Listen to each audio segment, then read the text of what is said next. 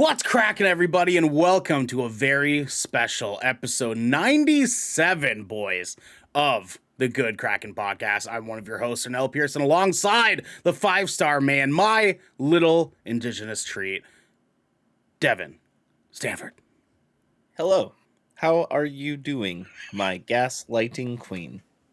Listen, I stopped. Okay, you can't call me that. Did anymore. you? I stopped. Yes, I did. Did See, you? now you're gaslighting me, you motherfucker. Man, Did you though? it. Did I you wonder though? what that feels like. Yeah, man, I know, that's crazy. You're hurting my feelings. Hi. Yeah, hi, baby. How you doing? What's happening? What's popping? I'm tired. Yeah. Yeah. Uh-huh. Yeah. Mm-hmm. That's pretty much it. I'm just tired. It's a tired Saturday for me. Yeah, well, I'm very excited for you to wake up for us to talk about this dog shit movie today. We also have the Crimson Chin himself, Garrick Eakin. He's my little. Dude, I'm also fucking tired. I donated plasma. Oh man, Did you eat yet? Did you eat? Fuck no, I haven't eaten yet. Dude, no. you gotta eat. You listen. I will. No. Well, no. I didn't have Imagine time. Garrick be eating, not eating. Garrett, didn't have no. time. I Listen, didn't have Garrett, time. you have permission to snack on today's stream because I don't want you. didn't have I time. would listen. I would much rather you snack after donating plasma while we're streaming this content than you pass out halfway through this content. So, I didn't have time. Yeah. Hey, like that part in listen Batman to where- Ernell, my little cherry blossom, and go get yourself a snack. the cherry blossom tree, yeah, the Crimson Chin, the cherry blossom tree himself, Garrick B. Eaton, which he better be eaten sometime soon because I do not want him to faint while we're doing content. Could you I do not imagine? need my I've got little a lot of cherry fluids. blossom to wither. I've already pounded a Gatorade, and now we're on water. I'm good. Why did you Okay, pound alright. a Gatorade and not just drink it? Oh, Jesus Christ. Oh my god. Okay, dude. that hurt my brain Fuck you, too, Cool Garrick. Blue. I'm sorry that hurt me too. We also have my little Thai peanut. It's Sander. What's going on? Oh, Docho. You know what I'm saying? What's happening? going on? How you been? How you doing? How's your mother? Doing good. It's been a pretty awesome birthday weekend. I took Thursday and Friday off from work. Went and saw Batman Thursday night. Terrible movie. Had a little day date with Queen Jackie herself. It was good. It was a good one. What'd you guys do? Okay. What'd you guys do? What was it? We went to this local hibachi sushi bar place. Just got some sushi. Got You guys myself a nice watched 22 anime ounces porn? Sapporo. I'm out. That's hibachi. Right? Yeah, sure. I can't wait to yeah. see your Google search history. Not on my PC. Not on my PC. It's on my phone. Oh, man. that's where my disaster shit is on my phone's web search. Cause hold on. Let me give me a letter. Give me a letter. I'll look it up to see what auto fills for the first letter that comes to mind. R. R. Okay, hold on. Let me R. Let's see. Reddit best app locker. Give me another letter. Wait, hold on. Best Apple. Maybe a little sus. What Maybe apps a you little got on your phone? What apps you got on your phone? Garrick, give me a letter. F. F is fantasy critic. Okay. Devin, give me another letter. I mean, probably same. You. Ugly Guardian Destiny. I think that's what I was trying to respond to Xander's tweet. Oh my God, yeah. I was trying to look for the ugliest Guardian build that I could possibly find. Yeah, it was a fucking do that. screenshot from I do Destiny 1. Yeah. You're like, dog, I fucking hate you, dude. I can't stand I it. was like, fuck. Oh Get my the fuck out of here with god, this it's shit, so dude. fucking funny. I listen. If I could troll you guys for fucking ever, I absolutely could. But I hope none of you at home will talk shit about us. I was gonna say trash talk, but sure, trash talk about us because this is a Good Kraken podcast. your choice for all the nerdy video game and pop media news, reviews, and discussions that you want to hear live every Tuesday at 7 p.m. and Saturday at 12 p.m.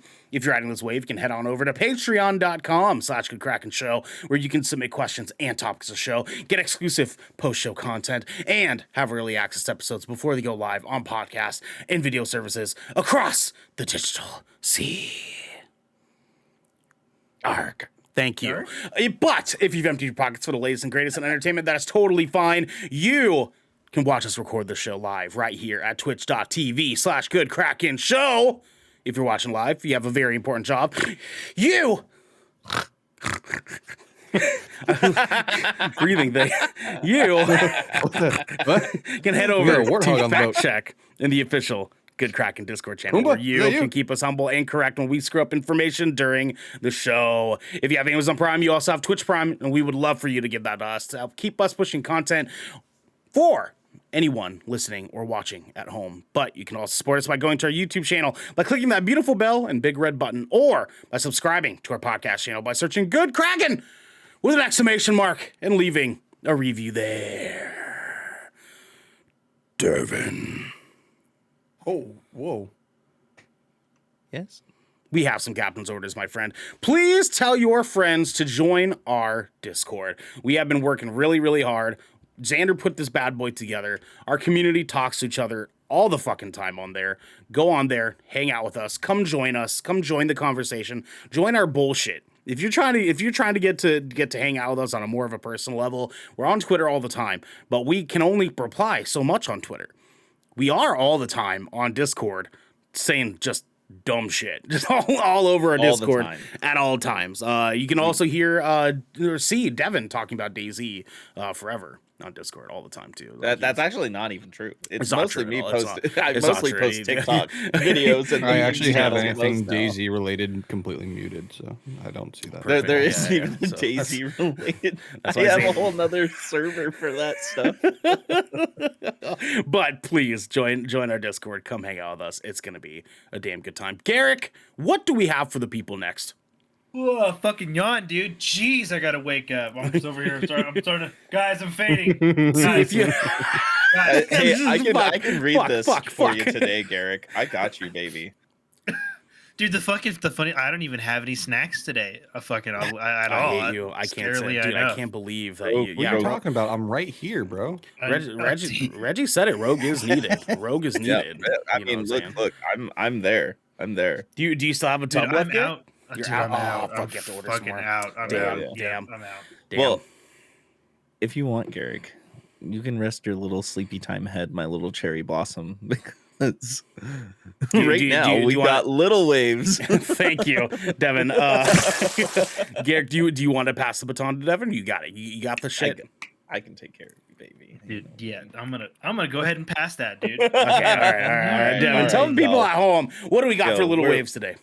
So today for Little Waves, as Garrick B. Eaton, my little cherry blossom, passes over the current.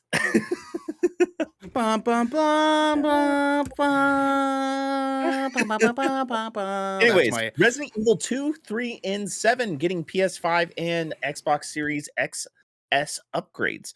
The 3 games will receive visual enhancements for the new consoles, and those who already own them on PS4 and Xbox One will receive free digital upgrades. Capcom also confirmed that PC versions of the games will receive upgrade patches at the same time as the PS5 and Xbox Series versions are released. Cool. Yeah, more free content. I'm like way fucking hype on this, dude. Because I knew that the Resident Evil remakes looked really fucking good, but I was like, I kind of want to wait. So I haven't played the 2 or 3 remake yet. I haven't either. But because I read this whole article, they're doing haptic feedback, adaptive triggers, adaptive triggers, and the whole 9 yards for these upgrades. I'm playing the fuck out of these on PlayStation, dog. Let's fucking go. I'm so here for this. I'm stoked. Yeah. Like TurboTax up in here. Free. I really free. free. Yeah, TurboTax it's funny because if this was PlayStation doing this, they would have charged everybody $20 more for these upgrades. They are You doing want to this. upgrade? They are doing this. No, they're not. Capcom is doing this. Okay. Big They want to take difference, any my friend. opportunity you can to shit on PlayStation. No.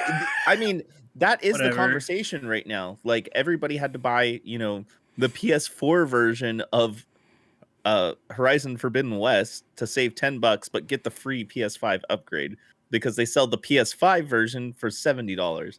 Like that is the stupidest thing I've ever heard of. Well, that's for other reasons, but like that was because PlayStation promised something and then they backtracked on it, and yeah, like I will agree, PlayStation's been kind of doing some weird fucking. Why shit, don't they just do smart delivery like Xbox? It just makes sense. Oh God, It's dude, just I the know, I same wish. game. It's the same game, but the only difference is the frame rate and the fidelity. Like you don't have to pay $10 more for that game on PC just because you have a 3090 versus having like a 2070. You know what I mean? It's still a $60 game on PC. I mean, you have to pay more for the GPU. Well, yes, but that's not the difference between hardware. Like there's a vast difference between a PS4 and a PS5, right? Sure. But why do you have to pay more money just because you own a newer piece of hardware? Sure, that's fair. It's dumb. That's fair. It's dumb. I know. I'm just glad that a lot of other companies are like, no, this is how it should be done. You know what I'm saying? And not following the money trend. I mean, here's the thing, though. Xbox eventually is going to follow suit, the $70 game thing. They're going to have to. Because, like, that extra $10 isn't just paying for, like, extra fidelity. It's paying for the people who make the game to look better than it did last gen. Now, granted, that's a way it's deeper. called hardware acceleration, Ernell. They do this every generation, dude. Like the cost of games is going to increase whether or not we like it. Like it's going to happen. Regardless, that is a way deeper conversation that we have time for. I don't know if that's really. I feel like there's been so much pushback on it. I don't know if that's really going to go fully into effect across the industry board. I think some things are still going to be $70, like some cash grab companies, like EA might do that because they've done it. They did it with Battlefield, they did it with Call of Duty, and it's been done with Sony titles, but it hasn't been done with anybody else yet. You think the cost of labor as they are in the games industry is viable going forward into the future? Forever. See, I think the thing that can change that though is with the introduction of all these monthly services, like all the Game Pass and whatever Sony Spartacus ends up being because they're doing a bunch of like $1 million deals, for these games in the background. So I think that's what's going to continue to make it viable, because when you have millions of dollars, that's an influx almost every month. Because of your game being available to more people through a subscription service, I think it will still be viable, because it has been proven that even with Game Pass, games that go on Game Pass end up getting more sales too. That's fair. This will be a fun conversation to have for a headlining segment, I think. I think this will be. But I just wanted to add that part in because it is statistically proven that it works that way. Okay. Anyways, continue on. Yeah. Epic Games buys music service Bandcamp. Bandcamp says that joining Epic Games will allow it to expand internationally and push forward development across the platform, including working on mobile apps and merch tools, as well as search and discovery features. Additionally, Epic Games notes that Bandcamp will contribute to its vision of a, quote, creator marketplace ecosystem for content, technology, games, art, and music. Xander, how does this feel to you? This is interesting because quite honestly, the last time I ever fucking used Bandcamp was back in high school when, I had like multiple different music projects and we were just like trying to get our fucking music out there. And the last I saw from Bandcamp, there was not much change from high school. And I mean, this is a weird move, I feel like, because like when I think of Bandcamp, I don't think about Epic Games at all. So I'm really interested to see how this. General. Yeah, like I'm interested to see how this is, because if Bandcamp is making a move like this, like it can only be for the better for the service. I mean, they're gonna have more resources at this point. So it'd be nice to see a music platform, receive a little bit more in terms of resources and ways to make their platform better, because I'm all for having a good music platform for indie musicians to, get their stuff out there. It's interesting because, like, what do you think Epic Games would not be buying this for no reason, right? Devin, what do you think this is for? I think this is going to be given a platform for creators to get their music into games and of the like and stuff like that. And I think this is also going to be a bridge for hentai content to be used for streams and stuff.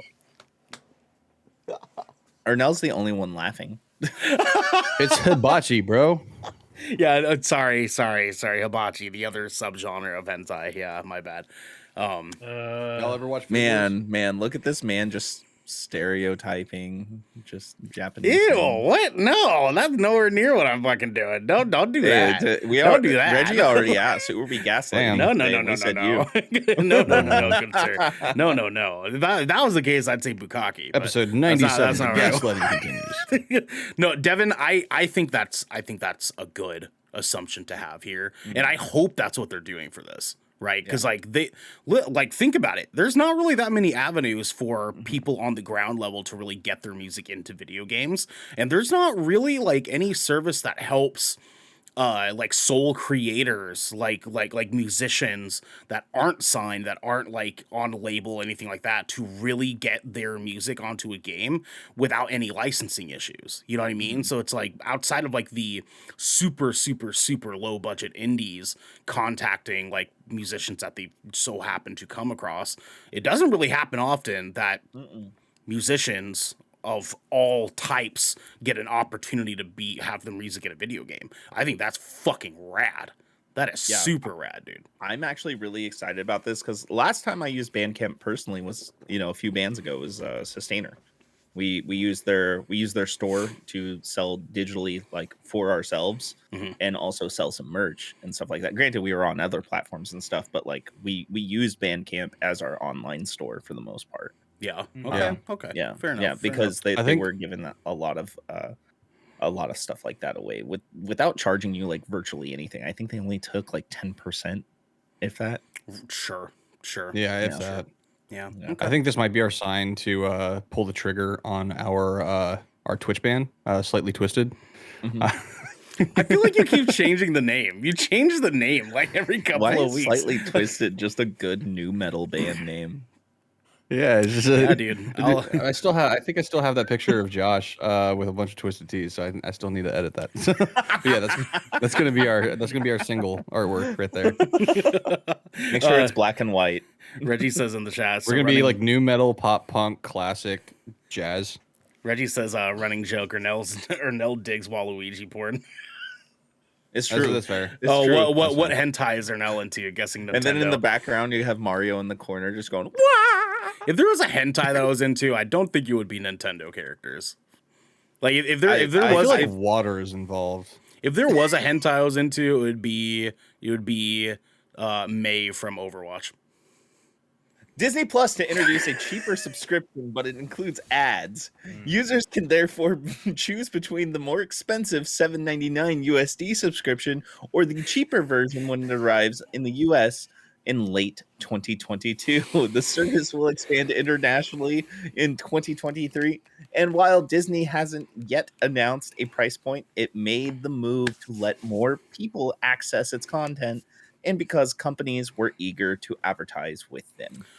I mean, we saw it coming, right? I mean, look at the quality of the shows that they've been putting out. They're pretty much, 8 movies within, 2 months. Yeah. Garrick, let's wake you up. I want to hear you on this. What are your thoughts? What are you thinking? What are you feeling on this? I'm not shocked, especially because Disney has acquired Fox and Fox owns Hulu, and this is a very similar business model. I imagine they just wanted to make the shift so that the business models across both platforms they owned were in line with one another, so that they were not competing accidentally. Sure. That makes sense. Yeah. Turn Garrick up there on my end. There we go. Yeah. I mean, like, do you think that this is gonna be? I think a lot of people are gonna use it.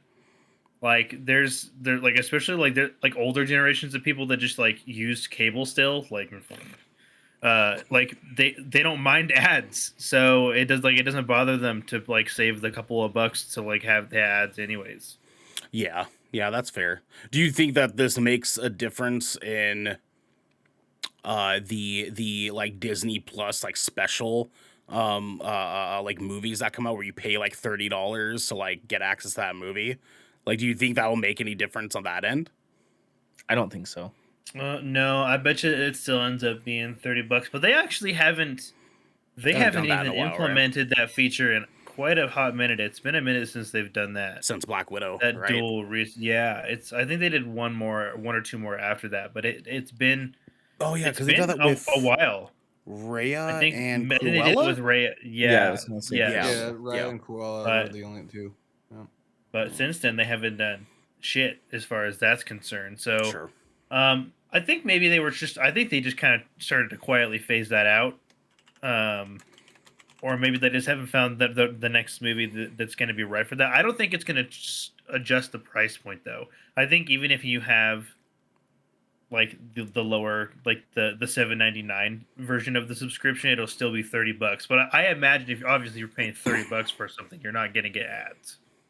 For sure. Okay. Xander, you had your hand raised. Go ahead. Let's swing it over to you real quick. Yeah, no, I was gonna say, and this is more so for like, parents potty training in this new day and age where a lot of times we watch a lot of stuff that don't have ads. I might actually consider dropping the premium version of this just so I do have ads, because I feel like ads are a perfect way to be like, all right, hey, it's on commercial break. Let's go use the restroom. let's go potty real quick. I Think like of those that. dad thoughts. I like it, dude. Yeah, that's a good idea. That's a good idea. I like it. Because you can only watch a Bluey for so fucking long before you have to fucking go pee. Yeah, I'm just I saying. mean, that makes sense for you guys because you guys are papas. Yeah.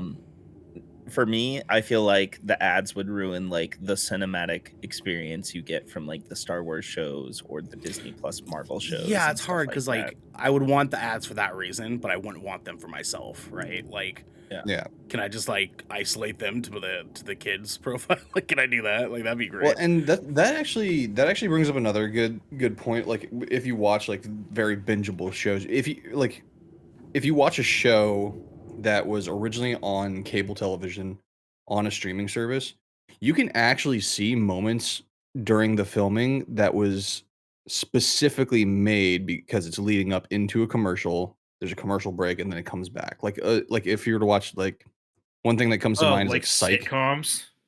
Yeah, sitcoms, Yep. very very much so. Like if you were to watch rewatch How I Met Your Mother on like Hulu or something like that, you can see a point where like they like something shocking happens, like what, and cut to commercial break, but you don't have ads, so it's just like goes right back into like they do like that little replay moment, but now we're in this form of just like bingeable series without commercials. How are they going to implement that? Where are they going to put that ad? Yeah, that makes sense. I mean, like it's hard to say because we're only kind of like speculating, weird. right? Like it would be cool for them to do this a certain way, and it'll be cool to do it another way. But I mean, like, I guess we'll only really see. Sorry, like, I don't know if you guys heard it, but like, I live right next to the Portland airport, so like, I don't know if you guys could hear a plane going by, but like, it was fucking loud. I just heard that too. I think it was some military jets, if I'm going to be honest, because I even heard it. Just Maybe, yeah, because I that live was next to a fucking Air Force base, so that's just my life all the time. It's constantly. well. My loud thing here. too is like, I hardly ever hear it through my window. Like, I do sometimes hear it, but it's never that loud. I had to mute myself because it was like growing. I was like, what the fuck is going on out there? I saw you look away. You're just like, are we fucking good? Because he was talking and I was like underneath, I was here like, and I was like, dog, like, am I gonna die right now? Like, I gotta turn this off real quick. I gotta let people hear me die. You get That's used crazy. to it. You get used to it. Anyways, speaking of which, Devin, go ahead and take us to our next little wave, my guy. Yeah. Activision Blizzard sued by family of employee who died by suicide. The complaint from Janet and Paul Moynihan. Moynihan claims that sexual harassment at the company was a significant factor in the death of their daughter, Carrie Moynihan, a 32-year-old finance manager at Activision Blizzard who was found dead at an Activision Blizzard company retreat in 2017. In the report from the Washington Post, Moynihan's parents filed the wrongful death lawsuit in Los Angeles Superior Court. According to the report, Moynihan is the employee referenced in the California Department of Fair Employment and Housing DFEH lawsuit that was filed back in July of last year. Fuck Bobby Kotick. And good. They should dude, get for fucking real. sued They for should this. fucking sue. They should absolutely get fucking Yeah. sued for this, dude. Yeah. Like, this is the one part of all the ActiBliz bullshit that was going on that hit me the hardest, because I was like, dude, not only was things going on at ActiBliz absolute fucking dumpster fire garbage bullshit, but it took someone's life, man. And that's the part that, like, I think a lot of people fucking forgot. A lot of people fucking forgot that someone legitimately took their own life because of how bad things were at ActiBliz, and they 100% need to get fucking sued for this, and they need to pay this family reparations for what happened. They need to take care of this fucking family for the rest of their goddamn lives for what happened to their fucking kid, dude. Like 100%. Fuck them. Fuck Bobby Kotick. I cannot wait until our boy Spencer is out here taking care of fucking things, because hot damn is there a fucking issue going on at ActiBliz. Dude. Yeah, like you guys know me. I'm usually a very chill, kind of laid back person, but when it comes to shit like this, like Bobby Kotick is definitely that type of person where I will say I do not speak on behalf of Good Kraken here when I say this, but a person like this deserves to suffer. I'm talking, I want to tie this man up and fucking just slap him with a rotten salmon over and over and over and over again. I do speak for all of us here at Good Kraken when I say I want to tie him up and beat him with my fist over and over. Yeah, I didn't want to get too deep into it because I know this is on Twitch, this is gonna be on YouTube. I don't want to but I mean, if there is a thing with pliers and fingernails that listen, I'm saying I'm not gonna do it. What I will say, look, I'm not gonna do it. But absolutely, boy, would I love to beat the shit out of this fucking guy. Yeah. The guy sucks, and he needs to get what's coming to him. Or no, I won't do it. I will.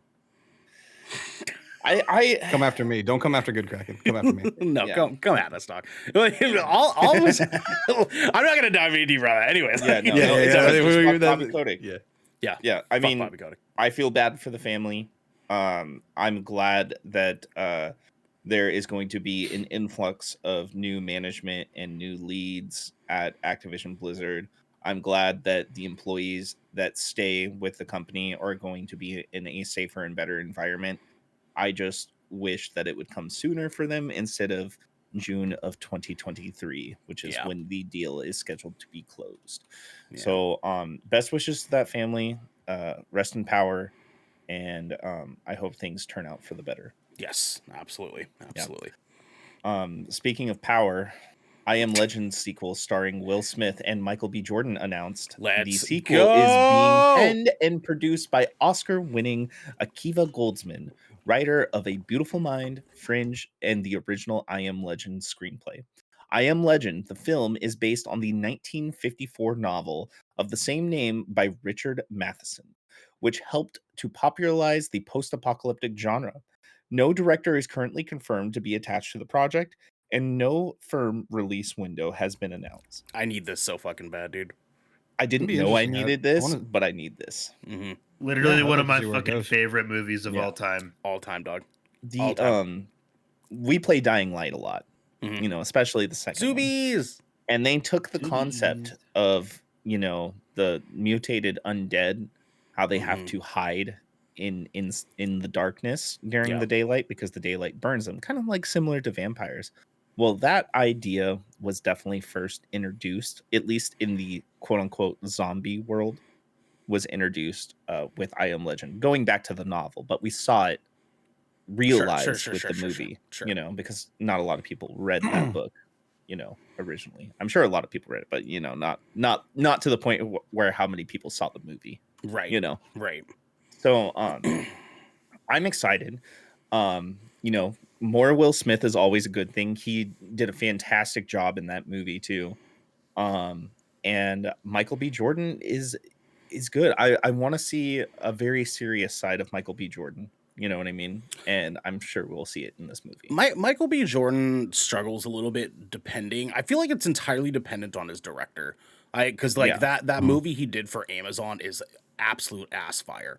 Like that. Like, oh my god, I could. Fahrenheit 451. No. The military movie. He's like a recon, like retired recon. Oh, soldier. the Tom Clancy one. Yeah. Absolute fucking fart. That's supposed to noises. lead into Rainbow Six. I know.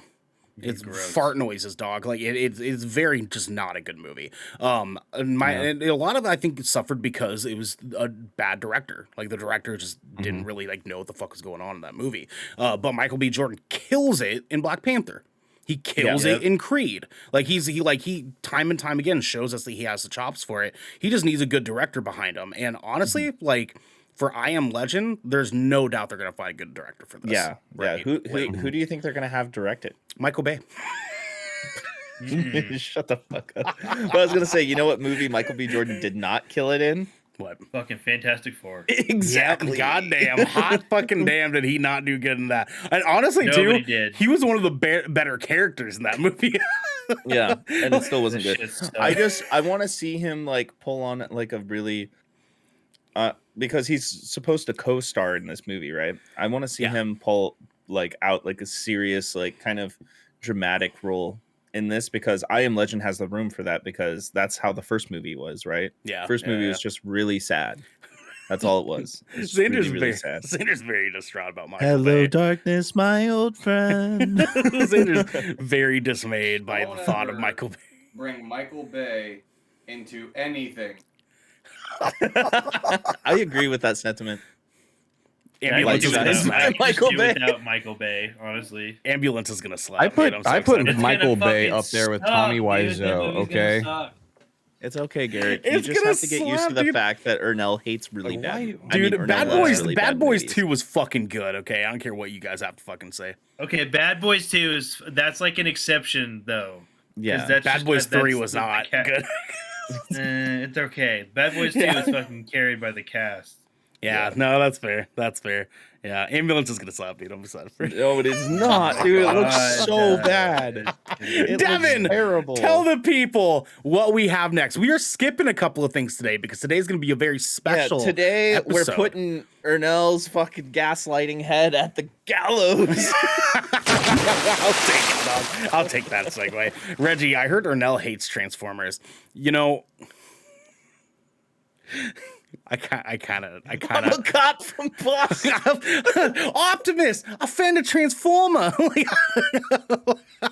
I kind of like the Transformers movies. You know what I mean? no, I like the Shia LaBeouf ones a lot. Yeah, Yeah, the first three yeah. I did like. The first three I did. I didn't like any and of the them. Bumblebee movie. The Bumblebee movie was good. Very good. Bumblebee very was good. tight. Very good movie. Bumblebee is okay. Do you think that do you think we'll see an Optimus cameo in Ambulance? Uh, is Ambulance gonna be Megatron, dude? That's gonna be crazy. I hope everybody dies in that movie for your sake. dude, there's literally no way that fucking movie has like a good ending. There's no fucking way. Yeah. just hang tight, y'all. It's Look, gonna look, blow look, your look, minds. look.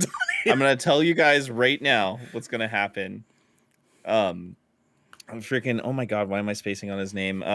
Jake Main Gyllenhaal. actor.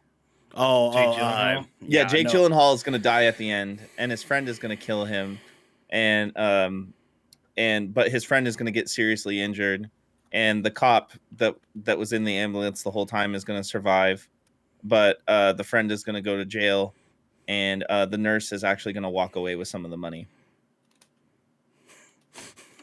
The EMT driver. When I go see this, That's the whole. I bet. when I that's go the whole see this script. in theaters, and if it ends up being exactly what Devin just said, I'm gonna remember it. If it ends up being exactly what Devin just said, I'm just gonna message Devin on general chat in our Discord, and I'm gonna at Devin, be at Brevin the dude. I fucking hate you. That's all it's going to I say. mean, everybody Release day, would just a nobody fucking would be hate. surprised by you saying that. At all. Exactly. But, it's going to make sense in the context. How do you like Bumblebee, says Reggie? Like, why are they vehicles on a different planet? It makes no sense. Because cars are fucking cool, dude. it's Transformers, dog. You kind of got to suspend some disbelief. You know what I mean? Like, if you actually have seen any Nah. of the comics or the video games or the older TV shows when they're sure doing he like the has. War for Cybertron stuff, there are vehicles in space. there So are vehicles just saying. in space. There are vehicles in space. They're just saying it's just It part is a of the thing. lore, It man. is a thing. It is It's a thing. part of the lore. But today we're not talking about Transformers as much as we would love to fucking do that for you guys. Today, instead, we are talking the Batman review. Gentlemen, let's fucking go. I cannot wait to talk about this dog shit movie. It's gonna be so good, dude. Released March 4th, 2022. Directed by Matt Reeves with a budget of $200 million and a box office so far of $57 million as of 3 hours ago. Now, for context, Guardians of the Galaxy made $51 million on opening. So, this is doing pretty damn good. It's doing pretty good. Runtime of 2 hours and 56 minutes. And it kind of felt like it. Me and Devin were so exhausted after this movie last night, dude. Hot damn. Some trivia for us here. I got some fun stuff for us real quick. Couple long ones, so buckle your fucking seatbelts, all right? Cardboard King in chat, our boy Jag, the Batman didn't have to be as good as it was. It didn't have to be, but I'm so glad it was. Reggie, my defense, the original movie shows the robots discovering cars. That is fair. That is fair, Reggie. I was First going off, to say that's fair. But I think Bumblebee was like a reboot of the franchise. in a weird way, right? In a weird Yeah. way. Anyways, Robert Pattinson's screen test before he was officially cast took place while he was in rehearsals for shooting Tenet in 2020 in Los Angeles in May 2019. Pattinson had to lie to Christopher Nolan about it, but Nolan, who was no stranger to Batman and Warner Brothers, immediately figured it out. Pattinson said, quote, "It's funny because Chris is so secretive about everything to do with his movies, and then I had to be really secretive about Batman stuff. So I had to lie to Chris about having to go for a screen test. I said I had a family emergency, and as soon as I said it's a family emergency, he said, 'You're doing the Batman audition, aren't you?'" When Pattinson was told that he won the role of Batman a day before principal photography for Tenet began, he was surprised that Nolan also knew and congratulated him, although Pattinson hadn't told anybody about it yet. Of course he fucking knew. Of course he fucking knew, dude. Nolan, Well, yeah, one of the biggest directors in fucking Hollywood. Of course he knew. How why do I much feel you want They to bet probably called him Reeves? for a reference. Yeah, how much you want to bet Reeves was talking to Nolan about making this movie? Oh, I'm sure. Oh, I'm sure. I guarantee I'm it. sure. The last dude to make Yeah. real good Batman content. Yeah, I'm sure. Yeah. I'm Why sure. do I feel like just this exchange right here makes me feel like Christopher Nolan was like he's like that dad that's like super intimidating, but he's actually just super chill and just Yeah. like nonchalant about like literally everything. But just because of his demeanor, his calm demeanor, you think that he's like this like some fucking like some like hard ass. So you're just like, oh yeah, I got a family emergency.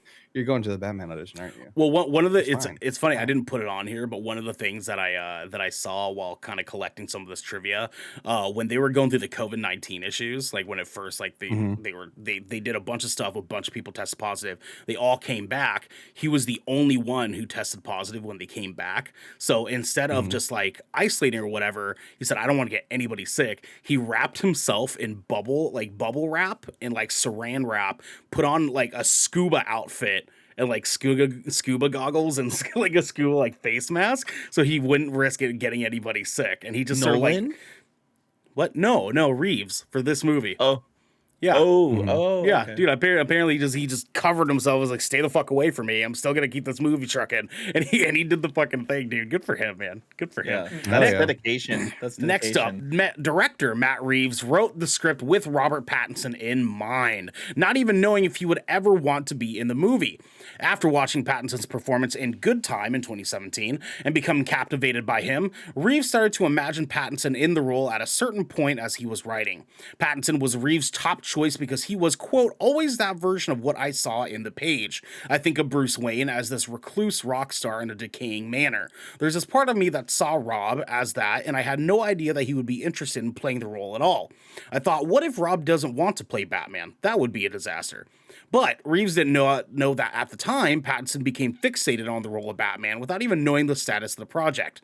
Around that time in 2018, Pattinson and the Batman producer Dylan Clark had a general meeting about potential collaborations with no specific project in mind. Clark said, "We're talking about 20 different things," and then Pattinson starts kind of saying, "So what's going on with Batman?" After Reeves finished the script 8 months later, he finally met with Pattinson, who still didn't know that Reeves wrote the role with him in mind, saying, quote, "I had to kind of try to imagine what he'd written, and I hadn't even read the script. I'd come with this pad full of notes," end quote. Fuck Sounds yeah, like dude. me that this was just meant to happen. You know what I mean? Oh, absolutely. It felt right. Yeah. It felt right. Yep. Yeah. You Yeah, either I mean, die Pattinson did a great bat job. or live long enough to see her become the Batman. Yeah. Pattinson did a great job. He really did. That was good, Xander.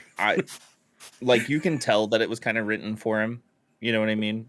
Yeah, you can tell, like dialogue wise, how he handles being Batman.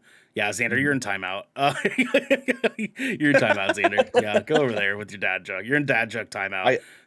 I just want to like brush over that first one too, because it kind of like plays with this. I was like, so Reeves was already thinking about having Pattinson play.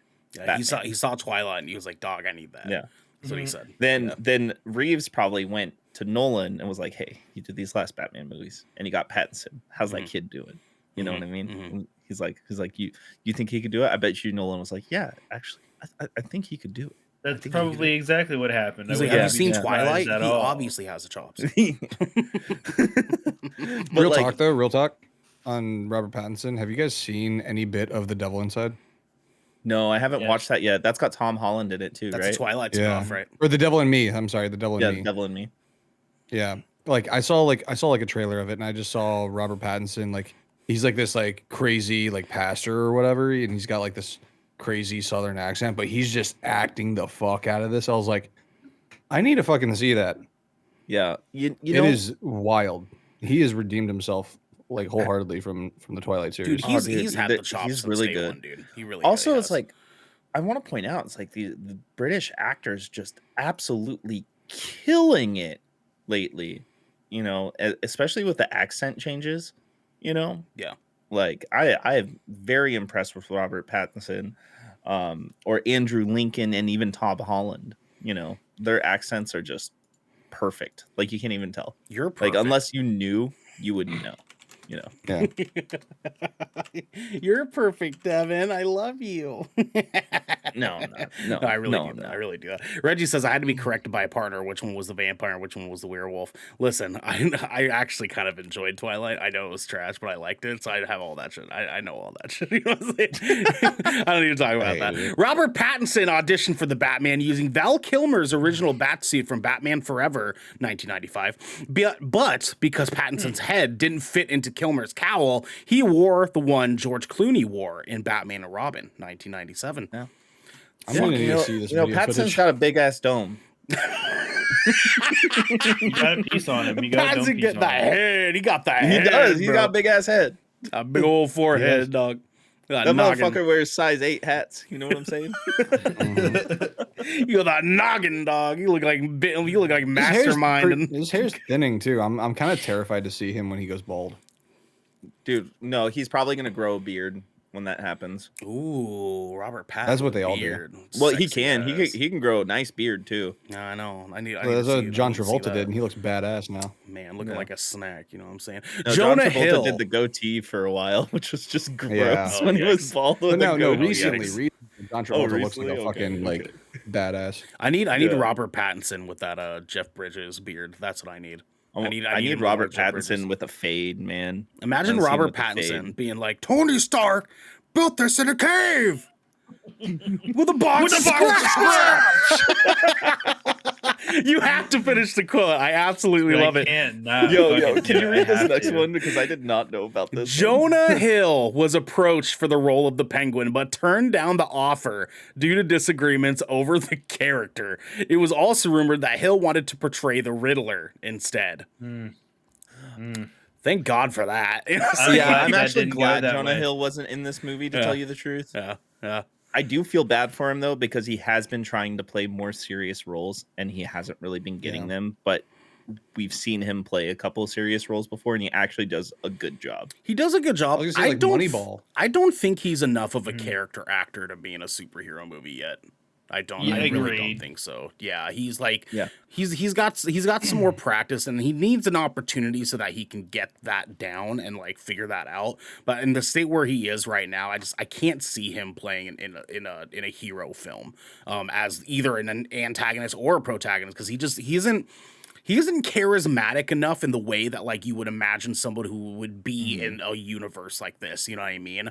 And like, I don't know. He doesn't fit that to me. If he were to be in a superhero film, I could see him being like the guy in the chair kind of vibe. I could see that. About it. Yeah, but I mean, like as far as Penguin or Riddler, no, you gotta be hard pass. No dice.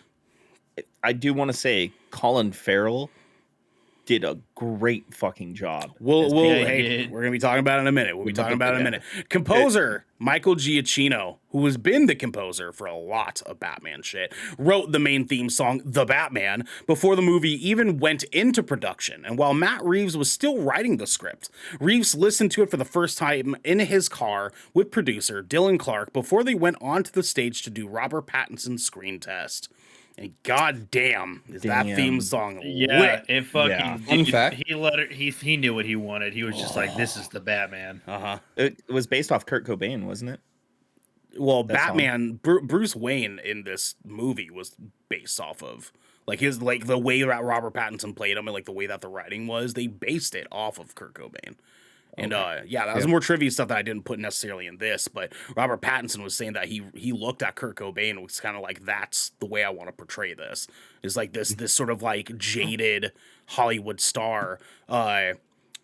First time chatter, Marky Mark, what's happening? Gonzo was going to fall out of his seat. Hey, the whole time. Marky Mark, what's happening, dude? What's happening? What's popping? Yo, that's my buddy from work.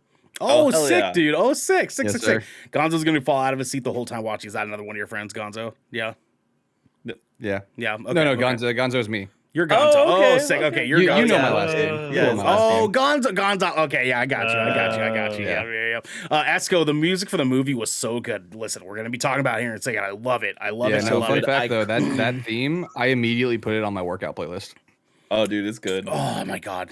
Again, we'll dive into it. I got one more trivia for us here. When Riddler is caught by police in a corner diner, law enforcement finds several identification cards on his person. Fuck my goddamn reading today. One of them says Edward Nashton, referencing the New Earth version of the Riddler, who would eventually go on to change his name to Edward Nygma. Another ID card says Patrick Parker, which is an alias that the villain has also used in the comics. Yep. Goddamn. Gentlemen, it's time. Let's talk about this dog shit movie. Let's talk about this awful, terrible fucking movie. You know what I'm saying? Shut the fuck up. It was a great fucking Devin, movie. My fucking Devin, God. What were your top level thoughts of The Batman? I want to say the first thing that I think I appreciate the most in this movie is the cinematography and the set pieces, because holy shit was the mood not set just with every shot.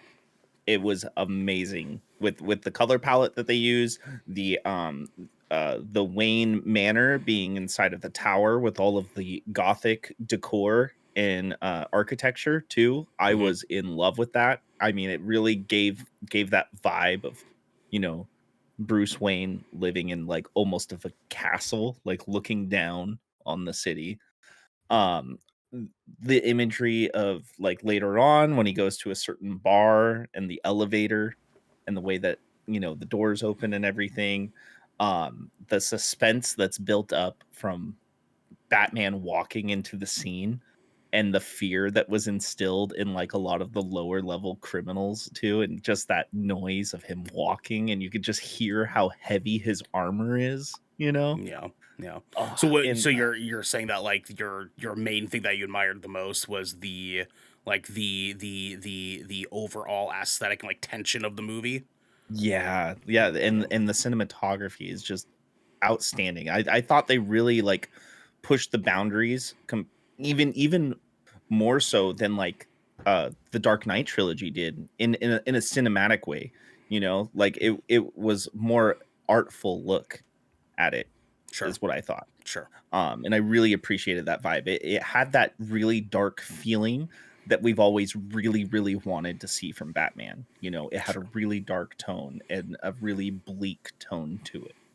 Sure. Just as a heads up too for everybody who's watching, for Marky Mark specifically too, this is going to be entirely spoiler free. So you do not have to worry about us like fucking up anything for you guys if you have not seen the movie, anything like that.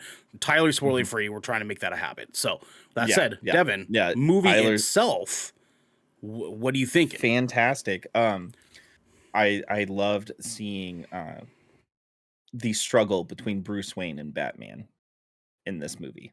There was a definite struggle. It was very obvious that he's only been doing this for a couple of years too. And let's just say there's moments in the movie where it definitely emphasizes him only doing this for a couple years. And it was like almost like a subtle comedic wink or nod to that factor. And there was a couple times I just kind of lost it for like 3 seconds. Sure. I know Ernell can attest to that. Sure.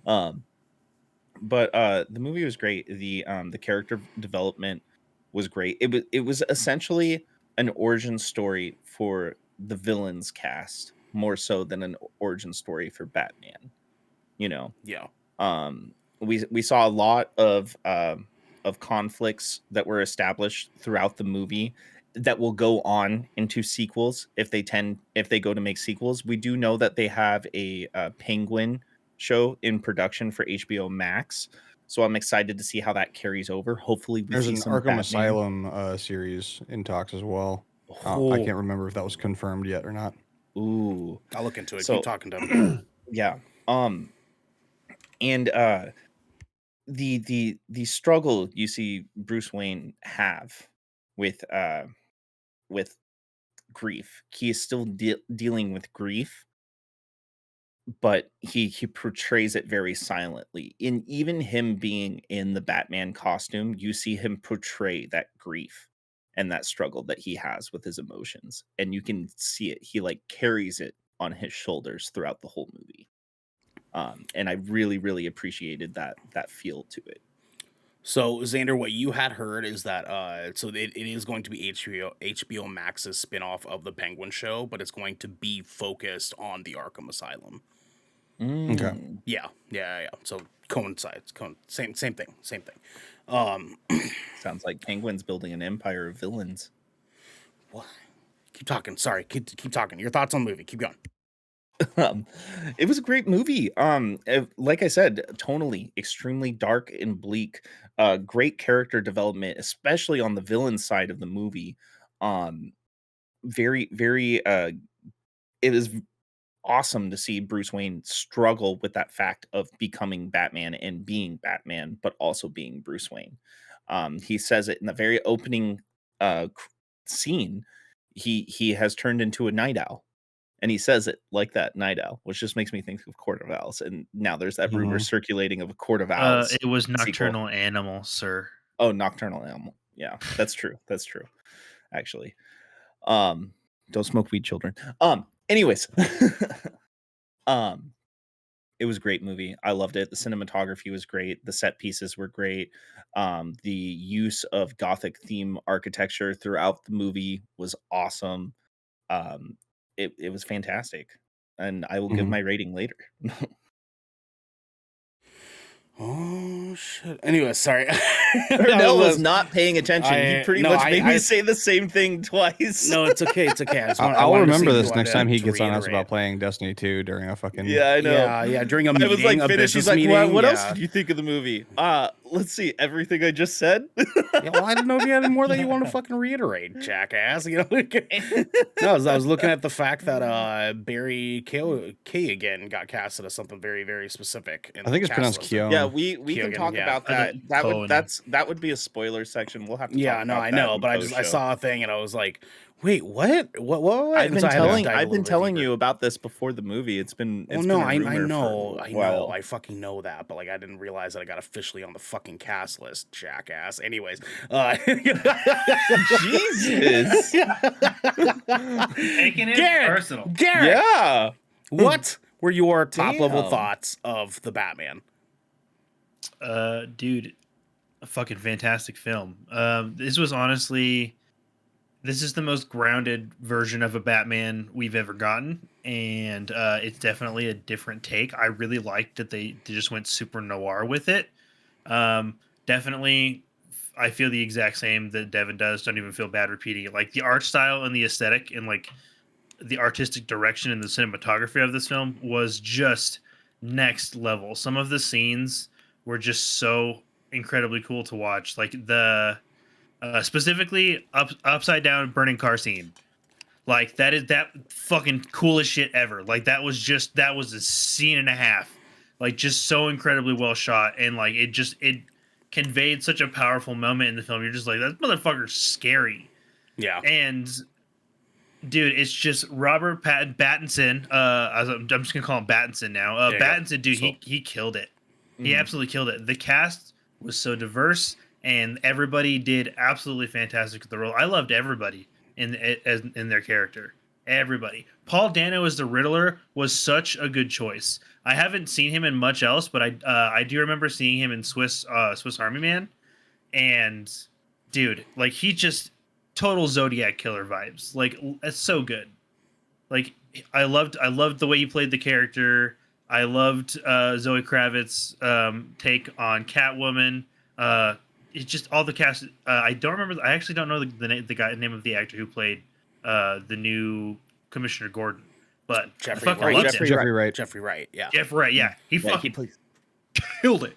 Yeah, he did. He plays the Watcher in What If as well. He voices the Watcher. Oh, I didn't know that. Yeah, But dude, it's just like the cast really made it what it was, and like the cast and the writing, you can tell everybody's parts were so well thought out. They casted this perfectly. The writing fit everybody's characters and actor styles like fantastic. I love me some emo eyeshadow broody Robert Pattinson Batman. Like I may yeah, dude. I'm here for Pattinson. I would argue he might be the better Batman over Christian Bale. Like I just felt like his character felt far more real and human. Like there was the sense of character duality. Like there's a scene like the whole I know who you really are thing. Like it just like that you feel that and his like that is like the tone of the you feel that like who's the real are you like who's the real you the Batman or Bruce Wayne. And like it's just like they really do a great job nailing that home all the way. I will be going to go see it again soon. Absolutely. I mean, this is a movie I'm gonna definitely buy the second it comes out and watch it over and over and over because I watched The Dark Knight over and over and over throughout my life, and like there's an argument to be made here that this movie might be better. There's an argument, and we will be talking about that. We will be talking about it. Xander and Garrick, you both owe us a real hydrate. Oh shit, do it. All right, that's fair enough. Oh, would you look at that? Look at that. Look at that. There you go. Xander, what were your top level thoughts of the Batman? All right, so I'm gonna try and breeze through my lengthy paragraph that I have here. Honestly, one of the biggest things that kind of hit me was the fact that this movie brought us arguably the best live action depiction of Gotham City that I have personally ever seen. For the longest time, I really appreciated Gotham, the series, for kind of what they did. It felt like it was just a shithole fucking city. Because there's a reason why the city needs a fucking caped crusader running around trying to make the hard decisions that the local law enforcement is either too scared or too corrupt to make. And I really appreciate the fact that they doubled down on making this look like a shithole city, just running rampant with crime, or one could argue completely riddled with crime. Stop. Sorry, I had to. Need to put you back in timeout. Ocean Shrine timeout time. I'll go.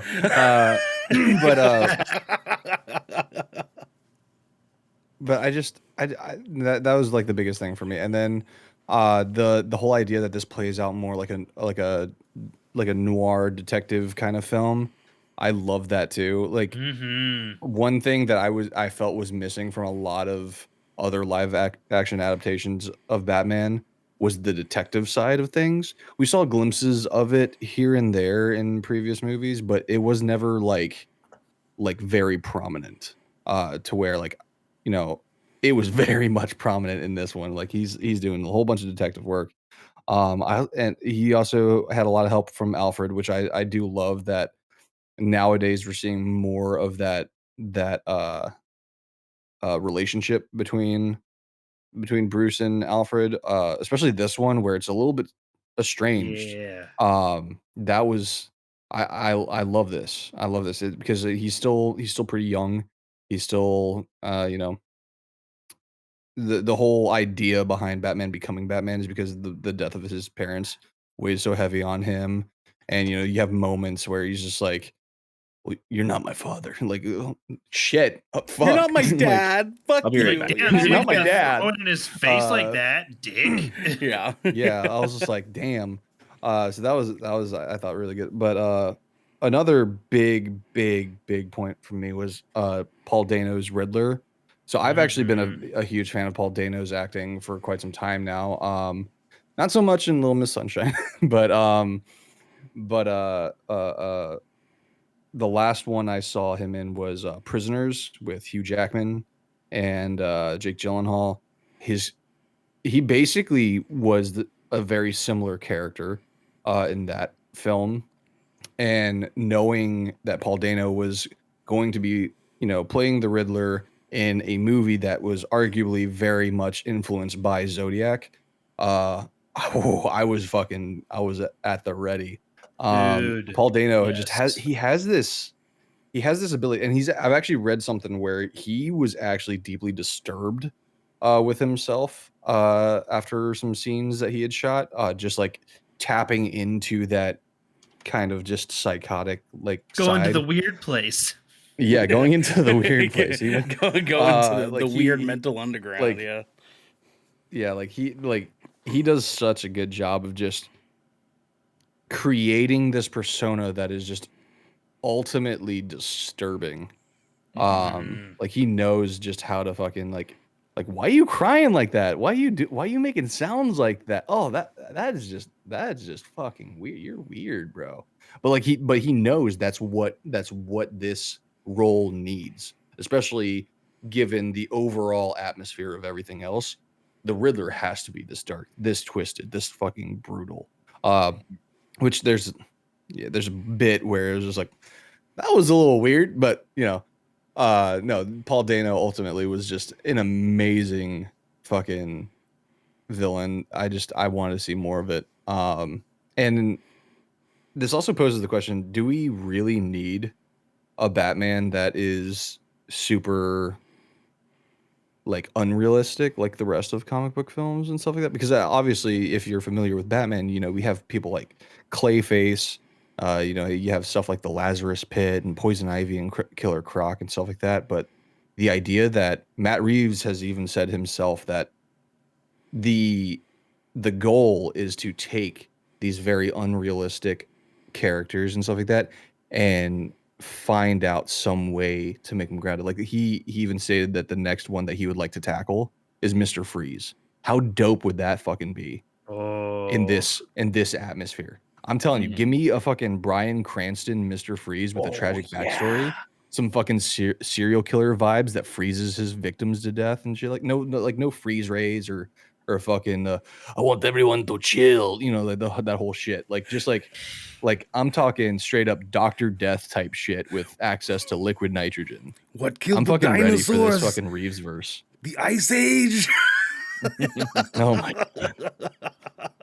But no, like I'm all on board for this. Like, because like yeah, I even said like at a certain point where we kept getting grounded version after grounded version, And there were some aspects of these grounded versions where it was just like, it doesn't really add up too well. That would have been better if you just kind of like, committed to the fantasy aspect of the comic book origins and stuff like that. This Matt Reeves found a way to give us a grounded, realistic version of this shit and make it just phenomenal. Yep. So I'm ready. Give me fucking Mr. Freeze. I want to see that shit. Yeah. I think they need to do a Freeze Ray though, but I don't think that's too far out there because of like some of the technology that Batman was using throughout the movie. You know what I mean? Like there is that aspect of the futuristic part that they're still integrating with Batman. He didn't really use anything futuristic though. I mean, like yeah, he did. I mean that whole computer setup with those contacts and everything. Oh, sure. But as far as his contacts are pretty as far as his gadgets though, like he doesn't use any throwables. I won't say like why he uses it, but a serum that looks relative to something else that we can talk about later. Yeah, we're teetering that line. But I do want to mention that. Yeah. But anyways, how do I even start this off? Reggie, it's more complicated than that. Yeah.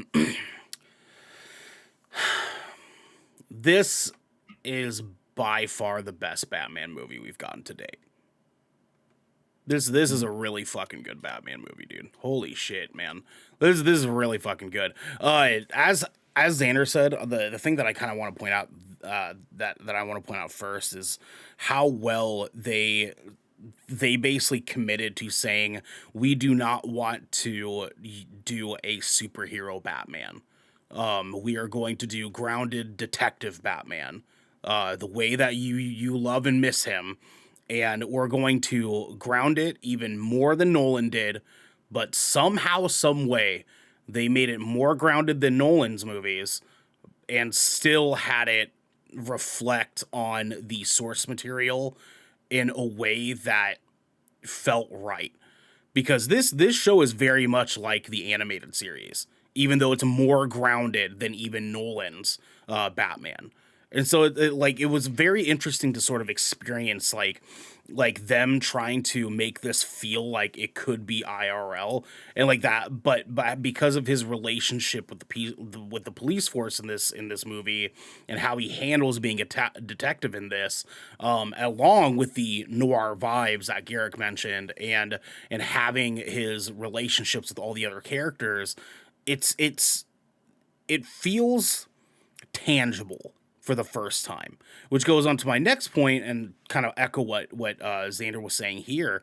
This is the first Batman movie I've ever watched that I felt like Gotham was actually the way everyone was talking about it. Because this is to me personally, like I feel like this is the first time we've seen Gotham actually feel like a living, breathing entity. Where before it just sort of felt like New York. It just sort of felt like Chicago. And it looks as corrupt as everybody says it does too. Yeah. Like this is to me, this feels like the first time it's ever looked as dank and downtrodden, but still existing and living and breathing the way that all the characters make it out to be. Because all the characters in Batman have always been like Gotham this, Gotham that. Like we love Gotham, the people of Gotham, blah, blah, blah, blah, blah. Gotham's like its own entity in this in a way that like Metropolis never is, in a way that all the existing cities and towns and places and locations in Marvel never really are. Gotham is sort of spoken at as a character in Batman movies and Batman content. And this is the first time to me that I've experienced it in a way where I was like, okay, I get it now. I get it. I see why everyone's talking about it in that perspective now. And it feels right. I think that Robert Pattinson fucking killed it. He was absolutely outstanding. I think there's no question or doubt that he's better Batman than Christian Bale. And honestly, like I'm kind of coming into this never having had really thought Christian Bale was a good Batman in the first place, but the movies were so good that it didn't even really matter. So like in this, having a good Batman movie, a well-written Batman movie with a Batman that is being played as a good Batman, because Robert Pattinson fucking nailed it, with the villain, the Riddler, being a good Riddler, because Dano fucking nailed that part, just like Xander said. Jeffrey Wright, outstanding. He's my favorite character in this fucking movie.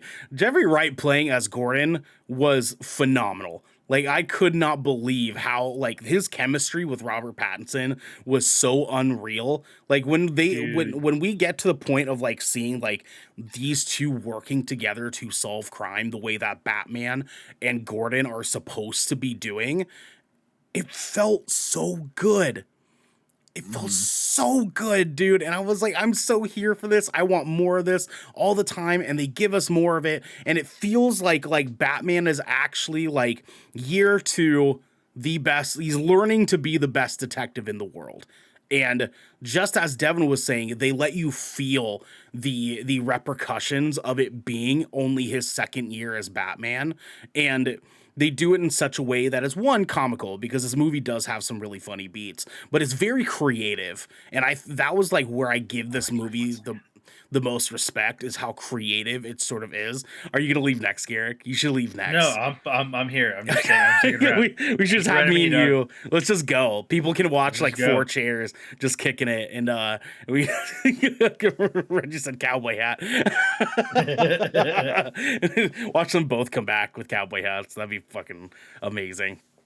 No, dude, I think they fucking nailed this movie front to back, man. I'm honestly very, very like shocked. I feel as good about this movie as I do, because like there's definitely some stuff, and we'll be diving into it here in a second. But like this movie, just as a Batman film, this movie just feels right? Like this like, oh, dude, it captured. It literally captured what I thought like Batman should be as like an individual. Like it just felt like Batman, like legitimate Batman. Right. Like comic book to live action, like felt like a Detective Comics. Like that's all I'm saying. Right. Like like in this they literally are just like, yeah, that's the source material. Like this is, DC Detective Comics, and then they were like, they doubled down, and then they doubled down again. Yeah, and then they continued doubling down as the movie goes along, because the detective like mystery story of this movie just gets better and better and better as it goes along, because more pieces start to sort of fall out of place. And Batman's like, dog, I'm too young for this shit. And he's trying to figure this out. He's trying to fucking figure it out. And he's doing shit that is very like, fuck, I have to do this. I have to figure out what the hell is going on here. But he has no fucking clue how to. So he goes and knocks on front doors. And that's like is so fucking funny to me, that he's so just inexperienced, and they show it in such a way. Like Devin said it perfectly, dude. They display his being only a second year as Batman in such a way that feels so perfect in this like noir world, where he's just kind of like this kid who is very intimidating, very smart, very strong, and is good at some stuff, but cannot for the life of him really kind of fucking figure out like what the fuck he's supposed to be doing. Because like, I want to add on this, especially off of what Esco just said. It's the twins at the front door. The first time he knocks on it as Batman, and I'm just like, yeah. For anyone that hasn't seen, what the fuck are you? For anyone that hasn't seen the movie, you're gonna laugh at some of these like front door knocking parts, because like if you think about like how Batman like in comics and cartoons, like how Batman as we know him, usually he's like falling from the ceiling, coming down on a rope, having some cool entrance, some like explosive entrance, or he comes walking out of the shadows all fucking cool, like, right? Robert Pattinson spends half this movie just coming through front doors, like and eating shit. And eating shit like afterwards. Dude, like he has got a steel jaw, because Robert Pattinson's Batman took fucking punches, catching and shotgun blasts, and just all sorts of bullets. He is for 3 hours. Work this entire movie, dog. Like he is not Batman as we know it yet. He's not. And because of such, he's getting his ass beat for a majority of this film while trying to just hand out smoke left and right. But to be fair, he did break that guy's nose. He did break that guy. He says that. He says that a lot. I do want to say, Oh, go ahead, Xander. Go ahead. I was just gonna say on the twins from Teen Wolf. I remember that part specifically. I looked at Marky Mark and our buddy Matt. I was like, "Yo, that's one of the twins from Teen Wolf."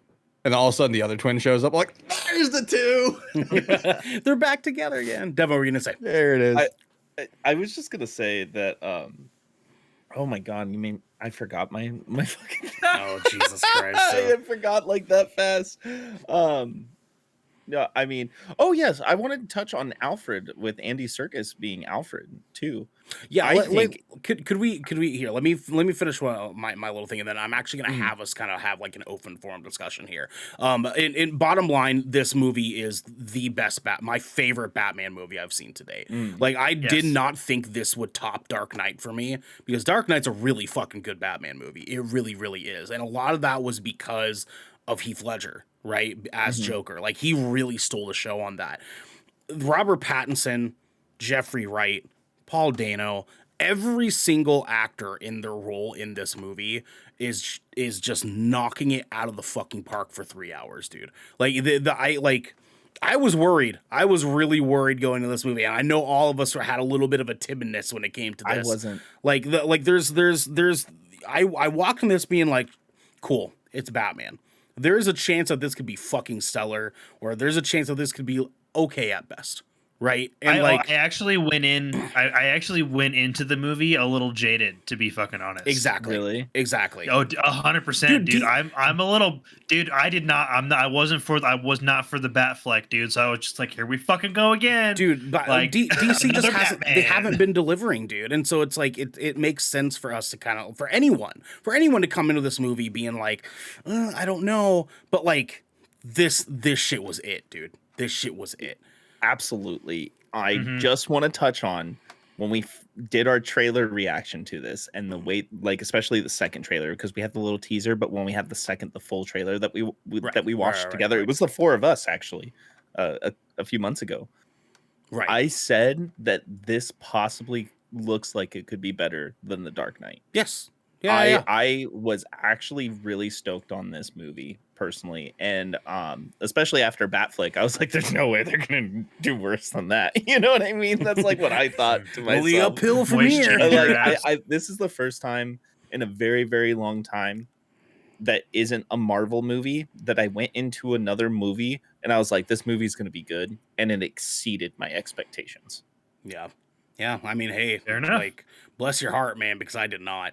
I really like had something in me that was like, oh god, this could be really fucking bad, dude.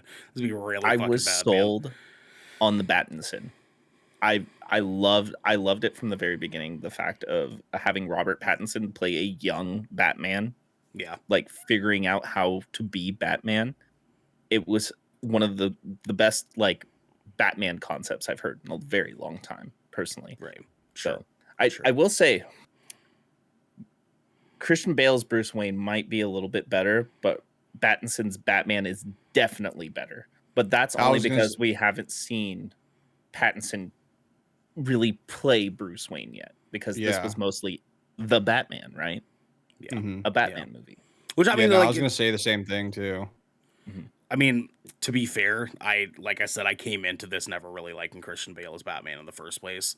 But like, I mean, to me personally, I thought Christian Bale was a dog shit Batman. To be completely honest with you, like he never looked like Batman to me. He never acted like Batman to me. He hardly was a good Bruce Wayne to me. Like everything that was good about the Nolan series Batmans for me personally was everything around him. And because everything around him was so good, he just got carried through all of it for me. I was like, sure, I can deal with Christian Bale's like weird fucking like backhanded like dialogue with all the other characters, just as long as all the other characters are as good as they fucking are. Like I don't know. He never felt like Batman to me. But like coming into this movie and like having Robert Pattinson look the part, act the part, like he has a vibe to him that feels the way that like a young Bruce Wayne should feel, being super jaded, super cynical, super upset with what happened to his family, super upset with what's going on in the world, what's going on in Gotham, and like wanting to do something about it. And the way he treats Alfred because of such is reflective of that. And I like Absolutely, dude. I think Robert Pattinson is maybe arguably best Batman since like maybe Michael Keaton. Like Reggie goes, who plays Robin? Dude, I don't think we get Robin for like another 3 movies, honestly. Oh yeah, he's way too young to have a sidekick. He don't know what the fuck. Yeah, I don't know if they're gonna do that here. It is a 3-movie deal though. It is a 3-movie I deal, would so. I would love for them to go jump straight to a Nightwing though. I would love that, like as another player. I mean, they could write it in a way. You know what I mean? I mean, yeah. I mean, they could write Robin in a way too, if that's the case. It's They true. could. Like, Yeah. yeah. I mean, Bring Joseph Gordon-Levitt back for it. yeah, no. No, he's older than Robert Pattinson. You okay? You okay, Xander? Everything So I just breaking news real quick. Something that I want to share with you guys real quick. So today, my Queen Jackie, Yes, of course, went out to take her state board for cosmetology, and she passed. Hey, Let's Pass. go, Jackie. Congratulations, dude. Fuck yes. Oh my god, Yes. dude. Congratulations. That's a long time coming. Dude, she's been doing this for a while then. She's been doing this for a while, she dude. has been so. Dude, So, yeah, congratulations. she's still like kind of like Jackie. in that like she's like it still hasn't fully hit me yet, but yeah, I passed. I was like, Oh my god, I fucking dude. knew it. Oh my I'm so god. proud of her. You guys gotta go out. You guys gotta go out and I have just some wanna- fun, dude. It'd be, oh my god. Take her to Absolutely. Batman. Take her to see Batman. Yeah, go celebrate. Congratulations. Go celebrate. Get yourself a large popcorn. Get yourselves a large drink. Get some red vines. And go, Let's go just see watch Batman. Robert Pattinson. Yes, look thank hot you. If for Marky 3 Mark hours. is still here in chat, yo, red vines. That's the way to fucking go. He gave me so much shit when I was talking about Dude, we get red vines. Ernell and I are all about the red vines. Every time. Red baby. vines and Skittles with popcorn. Mm-hmm. Well, I don't do Dude, I always Skittles. get the cookie dough. I get cookie dough bites and an icy. That's every other time for me I is do. the cookie dough. And a large spicy water with Jackie light likes ice. the cookie dough bites. Yeah, They gotta be the cold ones though, the ones from the freezer Mhm. behind the counter. Well, that's why I only get them every other time because they don't put them in the fridge at our theater. They just kind of like have them on display. So I'm like, man, goddamn. So I only get them every other time because they're that one. But I always get red vines, and I always get some other kind of like gummy treat with it. Right, like last night I got the Skittles The gummies, gummy. the Skittles gummies. Those were good. Those were fucking dang. Yeah. Anyways, No, I just got Skittles and Reese's Pieces with popcorn and Sprite. let's Great. open some doors, boys. Let's have some forum discussion here. Devin, do you want to start us off here? What are some parts of this movie, some pieces of this movie that come together for you that sort of defined this movie to be as good as it is? Like, what are some main things you want to highlight that about this movie? Not parts of the movie itself, but things about this movie that you think like absolutely need to be like talked about. The chemistry between a young Batman and a young Selena Kyle. Holy shit, yes, guys. let's talk about that. That shit was hot, baby. Yeah. They were Dude, it was Zoe like Kravitz. unnecessarily fucking steamy. Like you're like, there's a couple of moments where you're just like, this is literally life threatening. Why do I feel the way I feel right now? like I could feel it in my loins, dog. Like you could cut that shit with butter, my dude. They Dude, were so fucking yes. hot. Like I can't understand it, dude. I was sweating, guys. Dog, the way they were, No, I just they were wanna talk making that about, eye like, contact, right? That eye contact. I was like, Yeah, oh. yeah. It's like you could tell that they just already had the hots for each other, like outside of the movie. You know what I mean? But like I just want to like emphasize like how well of a job Zoe Kravitz did as Selena Kyle too, and I loved how subtle her costume was too, like the Such a biker good suit take. with Yeah. the ski mask that was rotated so the points were on the sides to make it look like teeny little cat ears. Yeah. You know. Yeah. I loved it, and god damn, could she kick ass? Like the fluid God, movement that she had. Holy shit! Like straight out of a martial arts movie, and the way that she was using that chain whip, wasn't even like an actual whip. It was like a straight up chain with like some sort of like cloth over it, you know, Right. with like a hook on the end. So sick, Dude, so sick. that take of Selena Kyle is God, so fucking good. Surreal says, LOL, he's so in love. Look at his face. Listen, I think all of us were in love with Selena Kyle in this movie. Because, I'd be lying to say if I didn't have a crush on Zoe after that movie. Let's be real. Listen, like I said, the way that they were maintaining eye contact with each other, I was like, dog, I'm kind of feeling my dick move a little bit watching this movie, right? Did I just feel that move? Like the way they were looking at each other at all times. Oh shit! I knocked the red vines over. Any moment, Where's any this hole scene the popcorn come from? that we. Any scene, Devin, you and I shared a popcorn. Let's not. And every scene they were in together, hot, perfect. Chemistry was just insane. And they would have those moments of be looking at each other, and I'd be like, I believe this shit. This was the most believable Batman relationship fucking ever. Dude, they were so good. So fucking... Exactly how it should be, too. Like, that is how it was in the comic. We did not see that in the Dark Knight trilogy. No. You know? No. And there was, like, barely any mention of her even being Catwoman. She almost looked like a half cross between, like, Batgirl and Catwoman in the Dark Knight trilogy. Well, I mean, it was sort of insinuated, like her outfit, the way that she did things on motorcycles, so on and so forth. Insinuation, but like they didn't even touch on the fact, like in this movie, you have a lot of cats. I like strays. And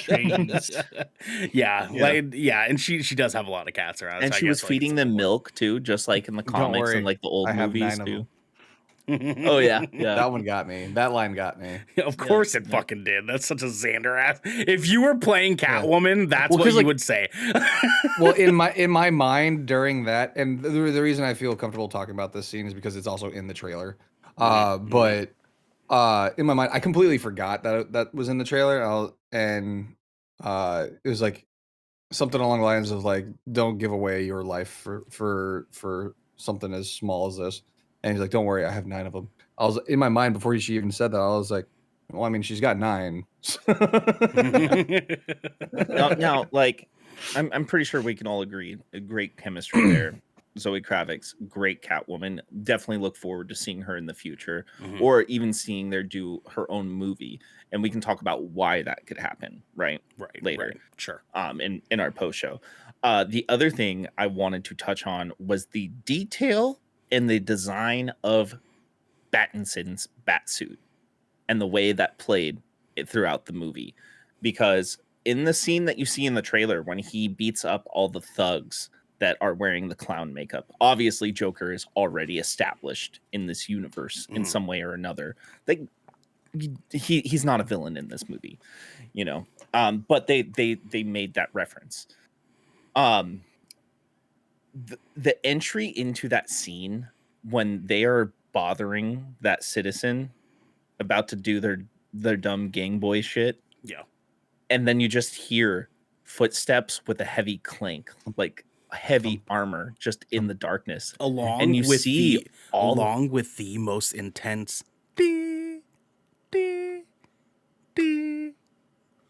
repeating the music over and over and over again, and you're like, oh, you're so creepy and gross, dude. I love it. But this is the shadows.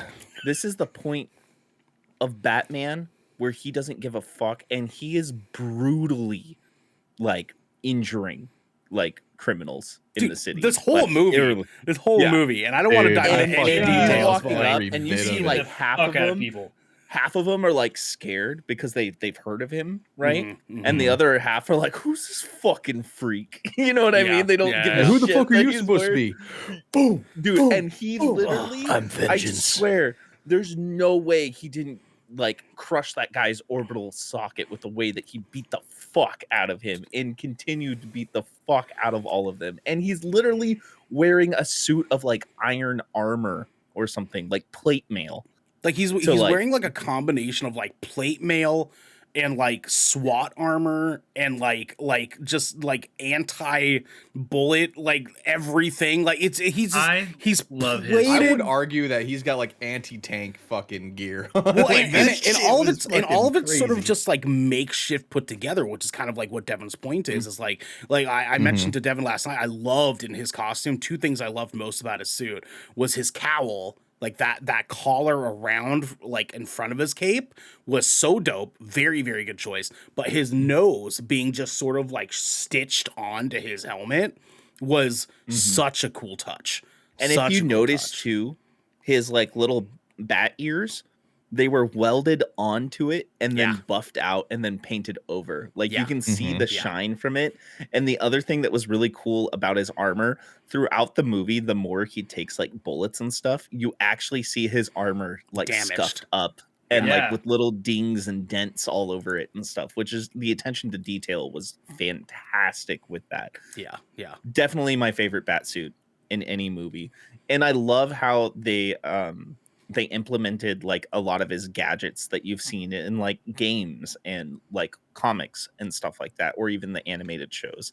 Like they show it in the trailer how he has the taser on his Mhm. wrist. Mhm. So when he's fighting, he can tase punch people and stuff, which, you know, I Yeah. mean, Pattinson Batman is strong, but he's still young and he's still kind of skinny. He's right? just reckless. He's just reckless Yeah. as fuck, and it's because he's so angry, and they portray that in the movies so perfectly, right? Mm, mm. Yeah, no, that's a very very very solid point because and we bring that up too. I'm sure you bring that up because it's reflective into the design of his suit. Like he's reckless not just in combat, not just his character, but it's portrayed in like how reckless and like sort of tattered his suit is just because it's thrown to he's like I need to get out there, I need to do this now, and so he's just pushed like piecing things together to make sure that he has something to keep himself alive so that he can keep beating the shit out of people, keep fighting criminals, keep doing this, keep doing it, keep doing it, keep doing it. And that's sort of like the overall general like story like theme of him as Batman throughout this entire movie is he's beating his head against the fucking wall and he's getting punished for it, not realizing like how that's going to come back to bite him in the ass. And it shows in his suit so well. Like, I'm so glad you brought that up. I agree. Yeah, I think it's my favorite suit too. Like, in speaking on the suit, even with all that protection, no nipples. When he no nipples, no nipples. Yeah.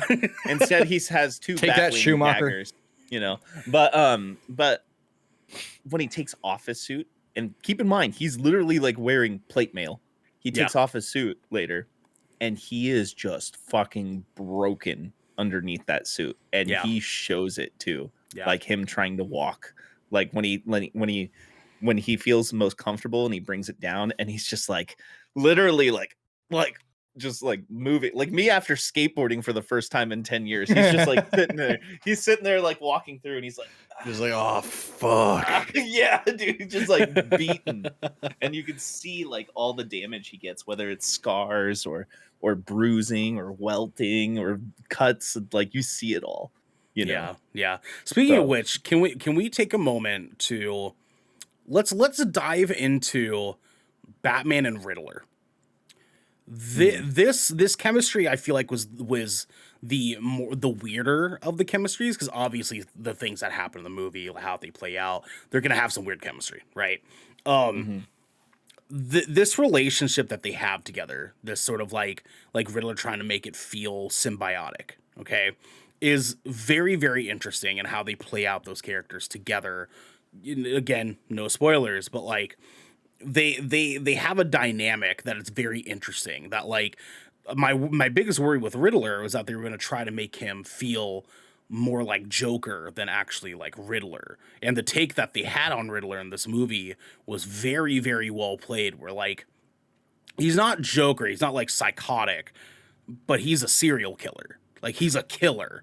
And that needs to be established. And they handle that in such a way in this movie that feels correct in this noir universe, in this like darker city. Do you guys feel like the chemistry was as good as I felt it was?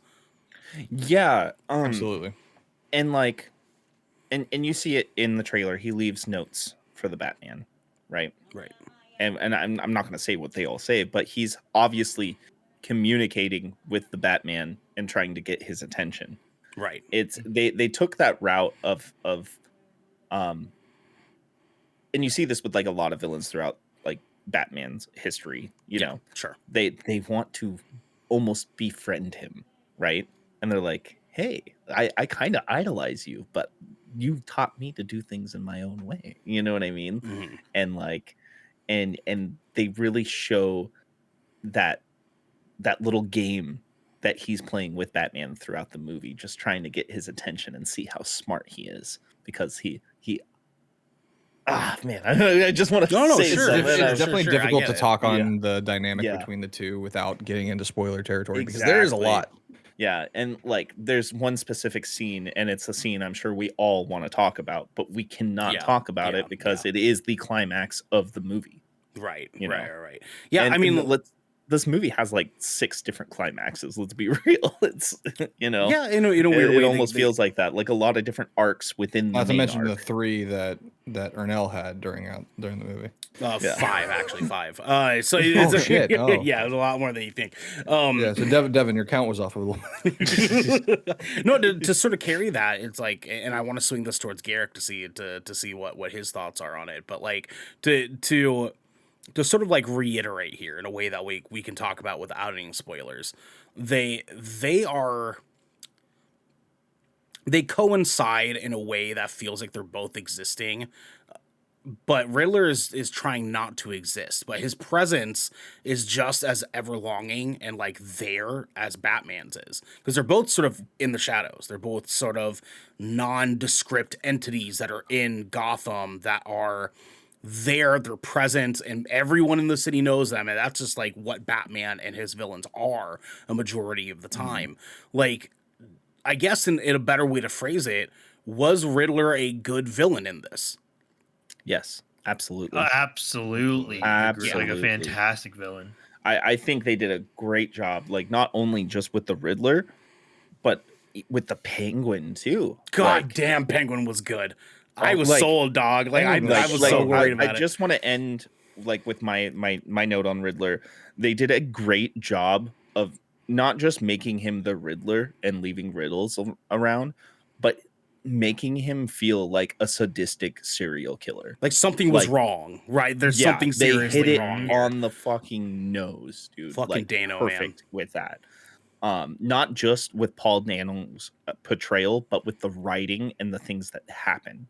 You know, and the very intro sequence of the movie too. Yeah, it was just perfect. And like when he does what he does, and like you kind of sit there, it's like it's almost like he doesn't really know what he's doing when he does it, because and that's the sadistic part of it, is the noises he makes and the way that he moves when he does everything too. Yeah, you know, right. Yeah, which really, like, honestly, and I'll be honest, when you look at his costume, you wouldn't think he's the Riddler. You would just think he's some crazy psychotic serial killer. Yeah. And I really liked it. I know a lot of people were worried about it at first, just like looking at like the ad mats and stuff. I really liked Riddler's fit from the jump. I think that take of having Riddler be more like the weird fucking like like ass backwards, like they're like missing a few nuts and bolts kind of villain was so perfectly suited, because like they've never done that, right? They've never done a killer that's on that kind of level besides Joker. And I wanted them. Jim Carrey's Edward Nygma bodysuit. Garrick, I want to swing that question to you real quick before we kind of like end things out here. What are your deeper thoughts on that? Was this a good Riddler? Was this a good Batman villain for this movie, for this universe? I literally can't think of a better way to portray the detective side of Batman than using the Riddler as their initial villain choice. It was so outside of the norm, but it made such sense, and like their chemistry, and I loved the way the characters were written together, because it's one of my favorite parts of the story, strictly because like it really, really shows just how detached the Riddler really is from reality, and how unbelievably fucking naive Bruce Wayne still is as Batman. And very good point. Yeah. Like because which is why their chemistry feels weird, because like they literally don't even know what they're doing to each other. Like they don't like there's just like this weird disconnect where like they're plotting these points along and everybody thinks they're on the same page, and that the Riddler's one step ahead of Batman, and Batman thinks he's got it all figured out and he's got it on lockdown, and neither of them are fucking right. They're both off their own shit the whole time. Yeah, and I can't say what I was about to say. It's just the games that are played with the Batman throughout the movie, not just from the Riddler, but also the Penguin. Like, dude, the Penguin was just sitting there. He's like, I'm making power grabs. I'm gonna be the big boy. There's moments that really show that like they know he's fresh at this, and they do not take him 100% seriously. Like the Penguin does it perfectly. He thinks he thinks the Batman's just some fucking stupid punk that's in his way. And dude, it's just the villain, having the Riddler as the primary villain, and then having Selina Kyle and the Penguin act as like tertiary like villains, were like it really made sense, because it created these three branching stories that started at the beginning of the film that all tied together beautifully and wrapped up into like it was a beautiful noir film. I'm so glad it was more grounded than anything we've seen in Batman before. I hope they continue this road. I know it's set up for a 3-movie deal, but I just hope it keeps going. Like, it's just Riddler was the best choice. The best choice. And we've seen this with like other franchises in the past. If it is doing really well and the actor is actually willing to continue portraying that character, they will continue to sign more trilogy deals and stuff like that, throughout. I with the Penguin, guys, we could not even tell that was Colin Farrell through his look, through his voice. Like, I want to give huge props to Colin Farrell, because I think he was one of the best actors in this movie. Oh, like, dude, 100%. He acted the fuck out of that part. Dude. Yeah, and I haven't seen him do something like this in a very, very, very long time. I think the last movie I actually watched with Colin Farrell in it was like the Total Recall reboot. Yeah, that's really true, huh? He wasn't that. Fantastic piece, he was in I think, for me. There was this movie that I saw with Matthew McConaughey. It was from the same people that made Kingsman, I want to say. Oh yeah, Daredevil. He played both. The Gentleman. Was it The Gentleman? The Man from Uncle. I'm gonna have to look this up. Yeah, but no, me personally, I haven't seen him in anything like noteworthy in a long time, and he just fucking killed it, dude. Like, since we talked about the new Batman suit, Penguin design, not being short, having the scars on his face like he's a seasoned crime boss, right? Just and his portrayal, the way he acted, his demeanor as Penguin, like when he meets Penguin for the first time, and they show this in the trailer as well. We're not spoiling, we're only like talking about our feelings and the things that we see in the trailers that relate to the film. When he catches that club from Batman, when Batman turns around to swing on him, and he's like, whoa, sweetheart, and he's like, I'm your friend. Let's go talk, like that type, like just total Penguin vibes, One thing I want to think that's hilarious is just like him being in his Batman suit throughout the whole movie, and like even though people keep calling him a fucking freak, like there's also like it's almost normal, you know what I mean? Like I was dying at the end of the movie. People don't really question it. Exactly. I was dying at the end of the movie personally. like I won't say why, but no, I can't say it. I gotta hand this off. Xander. It's okay. We gotta move on to this last part here. Devin, what is your rating of the Batman, and should people see it right away? Look, guys, 2022 has been an amazing year for content already, and we are in the 3rd month, and not only did Peacemaker get a 10 out of 10. Not only did Elden Ring get a 10 out of 10, granted, none of us have finished it yet. We've gotten a video game 10 out of 10. We've gotten a TV show 10 out of 10. And now I just want to say we have gotten our first movie that is a 10 out of 10 for the year already. And we just now finishing up the first quarter of the year. The Batman is indeed a fucking 10 out of 10 movie. Sure. Should people see it right away? Absolutely. See it as soon as you can. Make sure you see it in the best theatrical experience, best sound quality you can, because when he's walking, you feel it. When he's punching, you fucking feel it. Yeah.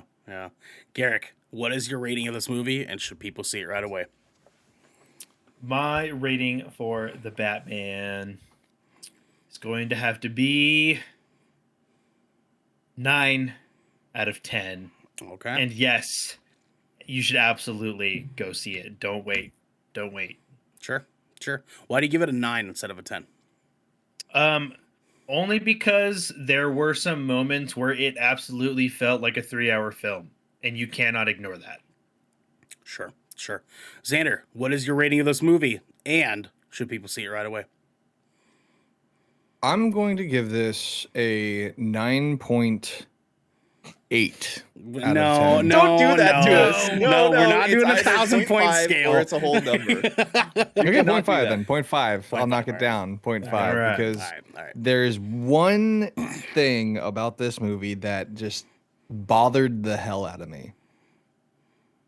And it's What's the that? use of blurred backgrounds.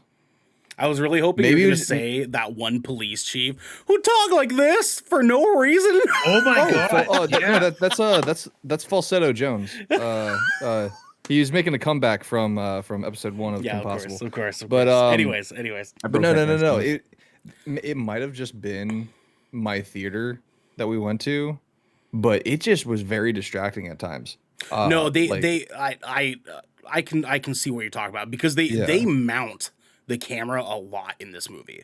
It's a very mount, like it. There's a lot of movies these days they use the floating camera to kind of like make it feel like you're watching from like a voyeuristic standpoint, like you're a third person character in what's going on. In this movie, they mount the camera so you're getting a still shot of what's happening in that scene, so that they have space to be able to slow pan out, to slow pan in, to really give you a blurred focus. What you're saying, a blurred focus on that character, where the backdrop doesn't really matter. It's just there for atmosphere. So I can there's see a what couple you're saying. close-up shots. There's a couple of close-up shots that like literally it looked like this. Like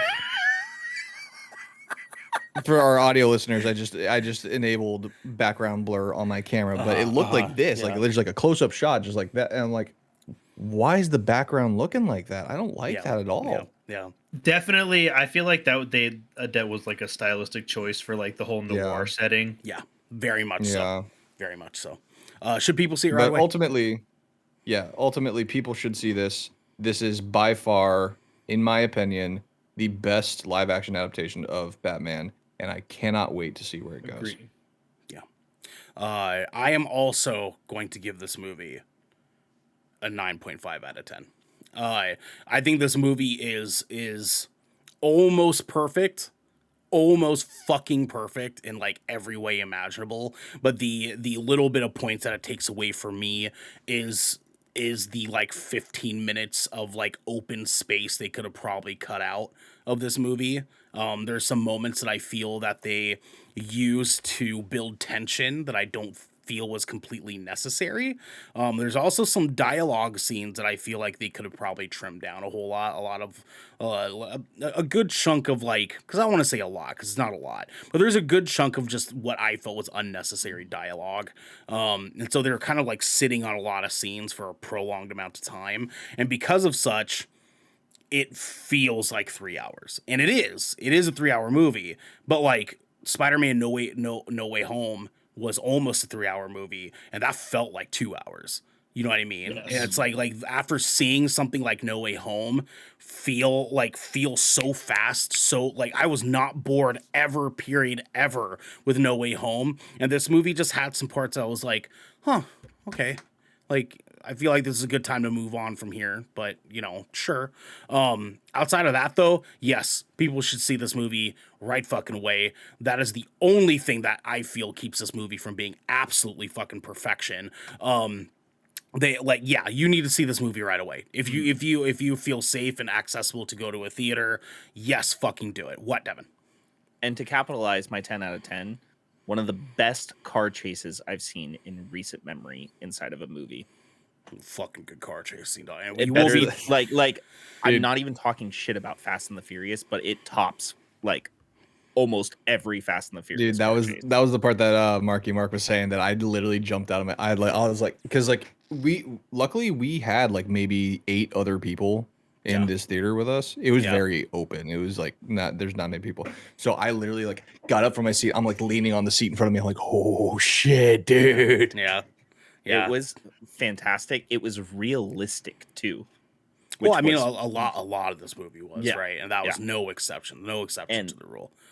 And for me, this is the type of Batman movie I've always been wanting and talking about for years. So it just hit it right on the money for me. I mean, like absolutely. Like, I feel you're justified to feel the way that you do. Like for me, it was how do I compartmentalize this being the perfect Batman movie, but not necessarily the perfect movie? Because like that, like those two things kind of feel, and that's kind of what you have to do with like a lot of Batman, like actually all Batman movies. I would argue is it a good Batman movie? Yes, fucking yes. Good God, this is the perfect Batman movie. For me, since it topped Dark Knight, and Dark Knight is a 10 out of 10 movie, how do you not make this a 10 out of 10 movie? I mean, Dark Knight is not a 10 out of 10 movie for me personally. Yeah, me personally. And I do feel like the Batman is better than Dark Knight. Yeah. Now, granted, like I said, I totally get where Devin's coming from. You know what I mean? And Devin right now is currently looking up the Metacritic, so he can tell us that. Oh yeah, no. I'm just interested. I'm interested to see like the comparison between the two because I haven't looked at it yet personally. I would actually argue that I enjoyed the length and some of the slower pacing of this film because they go in with the idea that this is going to be a noir detective kind of film. And that's kind of what I expected going in when I heard about that. So when I saw that they actually took that approach, they took their time with a lot of these scenes and kind of, made some scenes a little bit more drawn out. I was actually there for it. So that was actually a plus for me.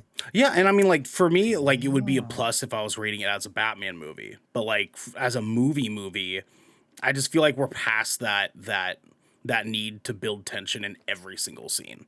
You know what I mean? Because they did it almost every single scene. And there was a good 10 to 15 minutes that I think were kind of just unnecessary suspension.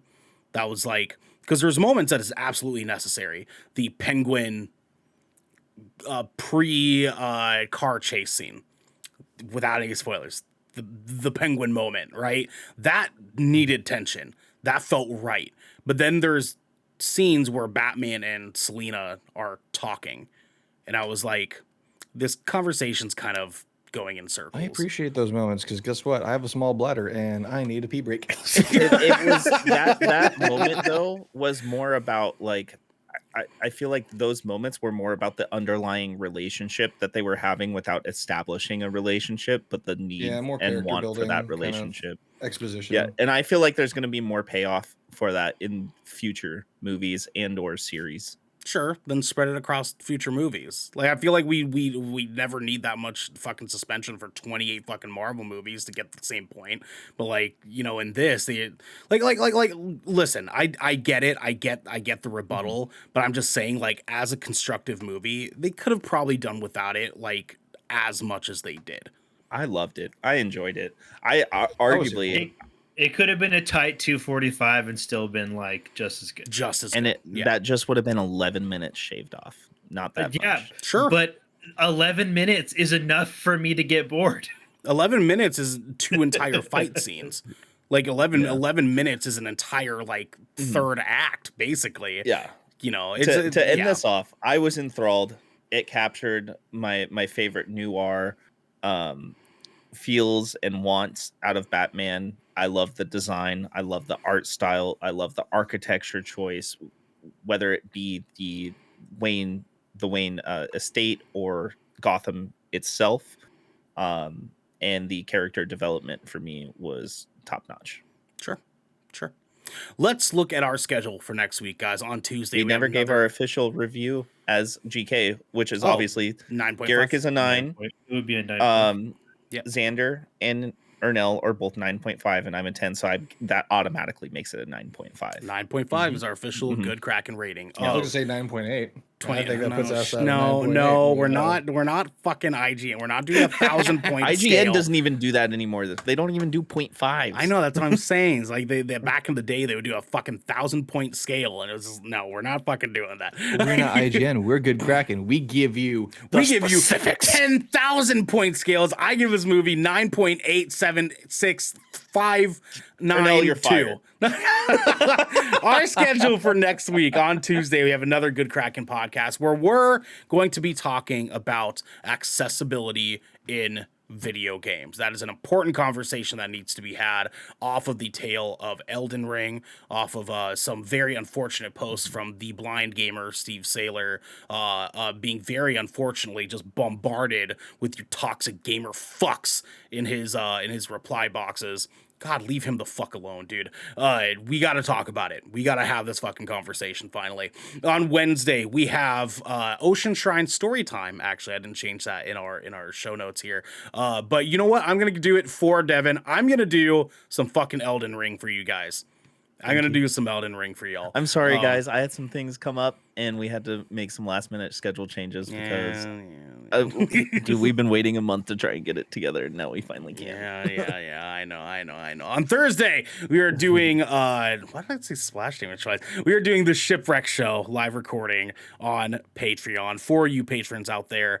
I'm just realizing we did not do an ad break. We have Batman. I've been screwing things up so hard this week. It's been a real rough week, y'all. We have our patrons have access to our live recording of the Shipwreck Show. Please come in, hang out with us for that. We love having you guys. Cardboard King, our boy Jag, is in there all the time. Please come hang out with us. It'll be fun to have you. On Friday, we are doing a Splash Damage, actually, and it's going to be Devin. It is going to be Xander and some very fun friends to come in and hang out with us for the Vow of the Disciple raid. These motherfuckers are going to be going in and doing it next Friday night. Come in, hang out with that. It's going to be fun. Next Saturday, we have another Good Kraken podcast with finally our special guest, Nikki Nanami, is going to actually be coming on. She unfortunately, we were supposed to have her last month. Fortunately, she had some opportunities that she could not miss. So we were like, go do your thing, stay in your bag. You gotta go take care of that. We're fucking nobodies. So go do your fucking thing. All right, go make that money, boo boo. But now she will be here to hang out with us next Saturday. It is going to be so much fun. Yes, Surreal, that is going to be Destiny 2 that they're doing next Friday. Please, guys, let us know what you thought of the Batman, what you feel about the Batman. If you're going to see Batman, tell us all the things in the comments below. Tell us on Twitter. Tell us in our Discord. We want to hear from you. And in the meantime, y'all, this has been the Good Kraken Podcast, your choice for all the nerdy video game and pop media news, reviews, and discussions that you wanted to hear. Live every Tuesday at 7 p.m. and Saturday at 12 p.m. If you enjoyed the show, you can head on over to patreon.com/GoodKrakenShow, where you can submit questions and topics to the show. You get exclusive post-show content, and you have early access to episodes before they go live on podcasts and video services everywhere. You can also support us by going to our YouTube channel, by clicking that beautiful bell and big red button, or by subscribing to our podcast channel by searching Good Kraken with an exclamation mark and leaving a review there. So down or no, I haven't finished my coffee. Sorry, Surreal. I'm doing the fucking thing. We have a post show to go record, but until next time, my friends, be good to each other. I broke that guy's nose. I am the shadows.